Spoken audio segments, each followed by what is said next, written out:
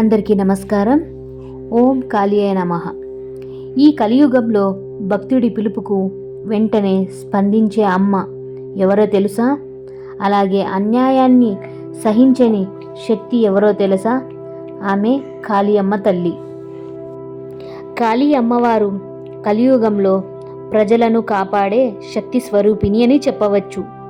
ఆమె ఉగ్రరూపం దృష్టులకి భయంకరంగా ఉండవచ్చు, కానీ భక్తులకి తల్లి ప్రేమ లాంటిది. అందుకే గ్రామ గ్రామాన కాళియమ్మ ఆలయాలు ఏర్పడ్డాయి. కాళియమ్మ అవతార కథ గురించి తెలుసుకుందాము. ఒక కాలంలో అన్యాయం, పాపం, దుర్మార్గం భూమిపై విపరీతంగా పెరిగినప్పుడు ఆదిశక్తిగా అవతరించింది. ధర్మాన్ని కాపాడేందుకు కాళియమ్మగా అవతరించిందని కథలు చెబుతున్నాయి. ఆమె చేతిలో ఆయుధం అధర్మానికి అంతమని తెలుస్తోంది. అమ్మవారి కోపం అలాగే శిక్ష గురించి తెలుసుకుందాము.